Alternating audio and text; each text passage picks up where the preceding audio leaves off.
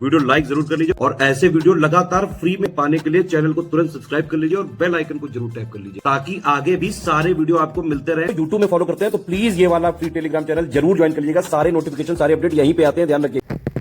नमस्कार दोस्तों, exam preparation के यूट्यूब चैनल पर मैं प्रियंका एक बार फिर से आप सभी का स्वागत करती हूँ। यूपी पीसीएस 2026 प्रीलिम्स को टारगेट कर रहे हैं या फिर आरओ एआरओ का न्यू वैकेंसी जो आने वाला है या फिर मेंस, इनको टारगेट कर रहे हैं। यूपी पीएससी की किसी भी एग्ज़ाम की प्रिपरेशन करना चाहते हैं, मैं पॉलिटी के पीवाईक्यूज़ आपको सॉल्व कराने वाली हूँ। और ये वो प्रश्न है जो यूपी पीएससी द्वारा पूछे गए किसी भी प्रश्न पत्र में ये क्वेश्चन शामिल किए गए, सारे इसी में हैं। मतलब यूपी पीएससी के द्वारा कराए गए सभी पेपर्स के पीवाईक्यूज़ मैंने एक साथ ले लिए हैं, इनको आपको सॉल्व करना है और पीवाईक्यू से आपको पता लगेगा कि आगे आपके प्रश्न कैसे पूछे जा सकते हैं। तो अगर आप यूपी पीसीएस की प्रिपरेशन करना चाहते हैं या फिर मेंस टारगेट कर रहे हैं, अभी जो एग्ज़ाम हुआ है इसके साथ आरओ का मेंस टारगेट कर रहे हैं, तो आप इन पेड ग्रुप से जुड़ सकते हैं जिसमें आपको स्टडी मटेरियल के साथ डाउट क्लियरेंस जो ग्रुप है, इन दोनों में ऐड करके आपको स्टडी मटेरियल और ग्रुप में डाउट डिस्कशन के लिए आपको जोड़ा जाएगा। अगर आप सिर्फ स्टडी मटेरियल पाना चाहते हैं तो भी आपके सामने ये दिए गए हैं कोर्सेज जिनमें आप अपनी प्रिपरेशन स्टार्ट कर सकते हैं। यूपी पीसीएस का एग्ज़ाम हो, आरओ का सबसे ज़्यादा प्रश्न आप सभी को पता होगा स्टडी फॉर सिविल सर्विसेज से ही पूछे जाते हैं। अभी जो एग्ज़ाम हुआ था उसमें 134 क्वेश्चन डायरेक्टली एससीएस के स्टडी मटेरियल से थे। पेड क्विज टेस्ट सीरीज सभी को मिला लिया जाए तो 134 प्रश्न थे। कट ऑफ क्वालिफाई करने से बहुत ज़्यादा हैं। मेंस के प्रिपरेशन करना चाहते हैं तो ये नंबर्स आपके सामने मैंने प्रोवाइड किया है, या फिर आप प्रीलिम्स को भी टारगेट कर रहे हैं तो फाउंडेशन बैच से जुड़ने के लिए नंबर्स पे आपको कांटेक्ट करना है। साथ में ही आरओ मेंस के लिए पेड ग्रुप स्टार्ट हो चुके हैं, इनको भी आप ज्वाइन कर सकते हैं। इन्हीं नंबर्स पे आपको जानकारी मिल जाएगी। कोई और डाउट है तो आप कमेंट करके पूछ सकते हैं। चलिए आज की क्लास स्टार्ट करते हैं। तो आज का सबसे पहला जो प्रश्न है वो है, निम्नलिखित अधिनियमों को कालक्रमानुसार हमें व्यवस्थित करना है। ऐसे प्रश्न आते हैं। वस्तु विक्रय अधिनियम, साझेदारी अधिनियम, भारतीय संविदा अधिनियम और कंपनीज अधिनियम। इनको अगर हम क्रोनोलॉजिकल ऑर्डर में सेट करेंगे तो सबसे पहले देखिए भारतीय संविदा अधिनियम आया था, तो सबसे पहले हम 3 रखेंगे। इसके बाद आया था वस्तु विक्रय अधिनियम, तो 3 के बाद 1 होना चाहिए। नेक्स्ट आता है पार्टनरशिप वाला साझेदारी और लास्ट में कंपनीज एक्ट आया था 4। 3124 हमें दिया गया ऑप्शन सी में, यही करेक्ट होगा। ठीक है, आगे बढ़ते हैं। अगला प्रश्न देखते हैं। सेकंड क्वेश्चन है हमारा, भारत सरकार द्वारा पर्यावरण संरक्षण अधिनियम कब पारित किया गया? 1972 में, 1976 में, 1981 या 1986? इसका करेक्ट आंसर क्या होगा? तो डी होगा। 1986 में पर्यावरण संरक्षण अधिनियम पारित किया गया था। नीति आयोग की संचालन परिषद में राज्य का प्रतिनिधित्व कौन करता है? राज्य वित्त मंत्री, मुख्यमंत्री, राज्यपाल या राज्य सरकार के मुख्य सचिव? बहुत इंपॉर्टेंट क्वेश्चन है, ध्यान से देखिए। तो नीति आयोग की संचालन परिषद में जो राज्य के प्रतिनिधि हैं वो राज्य सरकार के मुख्य सचिव होते हैं। अगला प्रश्न देखते हैं। 4th क्वेश्चन है हमारे सामने और इसमें पूछा गया निम्नलिखित में कौन सा सही सुमेलित नहीं है? सर्वोच्च न्यायालय में तदर्थ न्यायाधीशों की नियुक्ति के लिए जो आर्टिकल है 127 है। लोकसभा के अध्यक्ष के लिए 93 है। संसद के सदनों का कार्यकाल 83 आर्टिकल है। राष्ट्रपति द्वारा संसद के दोनों सदनों का विशेष संबोधन आर्टिकल 88 दिया गया है। आंसर तो आप लोगों ने देख लिया होगा कि इसका आंसर डी है। तो सही कौन कौन से? सर्वोच्च न्यायालय में तदर्थ न्यायाधीशों की नियुक्ति होती है आर्टिकल 127 के तहत। लोकसभा के अध्यक्ष के लिए आर्टिकल 93 याद रखना है। संसद के सदनों का कार्यकाल 83 में दिया गया, लेकिन राष्ट्रपति द्वारा संसद के दोनों सदनों का विशेष संबोधन किया जाता है आर्टिकल 87 में दिया गया है। आर्टिकल 87 याद रखेंगे, 88 गलत दिया गया, यही हमारा सही उत्तर होगा। 5th क्वेश्चन देखिए क्या पूछा गया। भारत के संविधान के अंतर्गत प्रशासनिक अधिकरण का संबंध किससे? आर्टिकल 322, 323, 323A या 323B? इसका राइट आंसर होगा 323A। ये किससे रिलेटेड है? प्रशासनिक अधिकरण से। 6th क्वेश्चन है, निम्नलिखित में से कौन सा मौलिक कर्तव्य नहीं है? राष्ट्रीय गीत का आदर करना, सार्वजनिक संपत्ति की रक्षा करना, स्मारक और सार्वजनिक महत्व के स्थानों का संरक्षण करना, प्राकृतिक पर्यावरण की रक्षा करना व सुधार करना।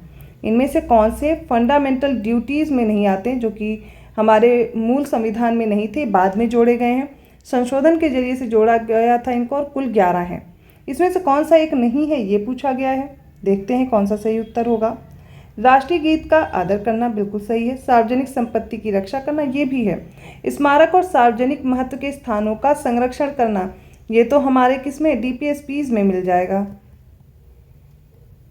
ना कि हमारे मौलिक कर्तव्य में। ऑप्शन सी होगा। प्राकृतिक पर्यावरण की रक्षा करना व सुधार करना ये भी आता है मौलिक कर्तव्य में, तो याद रखिएगा यहाँ पर ऑप्शन सी करेक्ट होगा। 7वां क्वेश्चन देखिए, किसी राज्य में सेवारत अखिल भारतीय सेवा के किसी सदस्य को अगर पद से हटाना है तो इसके लिए कौन अधिकृत है? केंद्र सरकार, संबंधित राज्य सरकार, भारत के मुख्य न्यायाधीश या भारत के महान्यायवादी? इसका करेक्ट आंसर होगा ऑप्शन ए, केंद्र सरकार। तो अगर अखिल भारतीय सेवा के किसी सदस्य को पद से हटाना है तो ये कौन कर सकता है? केंद्र सरकार करेगी। निम्नलिखित में से कौन निश्चित करता है कि एक विधेयक धन विधेयक है या नहीं? अभी सिंपल से वन लाइनर क्वेश्चन दिख रहे हैं, आगे और स्टेटमेंट वाइज क्वेश्चन बढ़ेंगे क्योंकि हमने सारे PYQs लिए हुए हैं। इसी प्रकार अगर आप टेस्ट सीरीज ज्वाइन करते हैं यूपी PCS के लिए तो पिछले 10 वर्षों के जो PYQs हैं वो तो आपको प्रैक्टिस करने को मिलेंगे ही, मंथली करंट अफेयर आप करने को पाएंगे और GS के फुल लेंथ मॉक टेस्ट और सेक्शन वाइज टेस्ट भी मिल रहे हैं। तो टेस्ट सीरीज़ आपको ज्वाइन करनी है या कंप्लीट स्टडी मटेरियल लेना है, मैंने नंबर्स प्रोवाइड किया, उन पर कॉन्टैक्ट करके आप अपने कोर्स को ज्वाइन कीजिए और सिलेक्शन वाला मटेरियल लीजिए जिससे आपका जो आप पढ़ रहे हैं वो आपको सिलेक्शन दिला सके। यहाँ पर आपसे पूछा गया है अगर धन विधेयक है ये कौन डिसाइड करेगा कि धन विधेयक है भी या नहीं? राष्ट्रपति, प्रधानमंत्री, लोकसभा अध्यक्ष या वित्त मंत्री? कन्फ्यूज़न किसके बीच होता है? अक्सर देखिए लोकसभा अध्यक्ष और राष्ट्रपति के बीच कन्फ्यूज़न हो जाता है। तो धन विधेयक है या नहीं ये लोकसभा अध्यक्ष डिसाइड करता है, ऑप्शन सी करेक्ट है, लेकिन ये राष्ट्रपति की पूर्व अनुमति से ही लाया जाता है, इसलिए कन्फ्यूज़न आपको बन सकता है।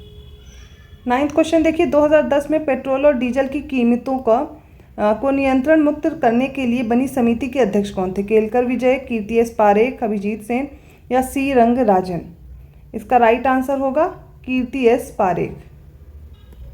10वां क्वेश्चन देखिए, भारत के उच्चतम न्यायालय में न्यायाधीशों की संख्या में वृद्धि करने की शक्ति किसके पास होती है? भारत के राष्ट्रपति के पास, संसद के पास, मुख्य न्यायाधीश या विधि आयोग के पास? रट लीजिए, अगर हाईकोर्ट में न्यायाधीश की संख्या बढ़ानी है ये शक्ति संसद के पास है, पार्लियामेंट के पास है। 11वां क्वेश्चन है, इनमें से कौन सा सही सुमेलित नहीं है? केंद्रीय सतर्कता आयोग की स्थापना 1964 में हुई थी, केंद्रीय अन्वेषण ब्यूरो की स्थापना 1963 में, अंतर्राज्यीय परिषद इंटर स्टेट काउंसिल 1990 में और राष्ट्रीय विकास परिषद की स्थापना 1954 दिया गया है। तो केंद्रीय सतर्कता आयोग 1964, रट लीजिए क्रोनोलॉजी में भी आ सकता है। केंद्रीय अन्वेषण ब्यूरो 1963, अंतर्राज्यीय परिषद 1990, तीनों करेक्ट हैं, लेकिन 4th इनकरेक्ट है, राष्ट्रीय विकास परिषद। ठीक है, इसकी स्थापना कब हुई थी? 6 अगस्त 1952 में, 1952 याद रखना है। निम्नलिखित में से कौन सी अनुसूची पंचायती राज से संबंधित है? 9th, 11th, 12th या फिर कोई नहीं? अब पार्ट और जो शेड्यूल है इनमें बहुत कन्फ्यूज़न हो जाता है कि पंचायती राज किस में है। अब देखिए 9, 11, 12 आपको दे दिया गया या नन ऑफ दी अबव। इसका सही उत्तर है जब अनुसूची की बात होगी तो आपको 11वीं याद रखनी है। अगर पंचायती राज की बात हो रही तो 11वीं, नगर पालिका के लिए 12वीं अनुसूची। अगले प्रश्न की ओर बढ़ते हैं। यहाँ से प्रश्न अक्सर बनता है, लोकसभा सीट, राज्यसभा सीट। इस बार भी जो पेपर हुआ वहाँ पर भी देखने को मिला। तो आपको सभी राज्यों की लोकसभा सीट, राज्यसभा सीट ये याद होनी चाहिए, पूछा जा सकता है। अब ये 13वां क्वेश्चन ही देखिए, वेस्ट बंगाल की 42 लोकसभा में सीटें हैं, तमिलनाडु की 39, बिहार की 42, गुजरात की 26 दी गई हैं। कौन सा सही सुमेलित नहीं है? और वो हो जाएगा बिहार। बिहार की गलत दी गई है और बिहार का होमवर्क है, आप कमेंट करके बताएंगे। बाकी याद कर लीजिए, निम्नलिखित में से कौन सा राज्य पश्चिमी क्षेत्रीय परिषद का सदस्य नहीं है? महाराष्ट्र, गुजरात, राजस्थान या फिर कोई नहीं? आंसर दिख रहा होगा तो आप लोग देख सकते हैं, लेकिन लर्न भी कर लीजिए। आपको ये पता था या नहीं? तो इसमें राजस्थान नहीं है। ठीक है।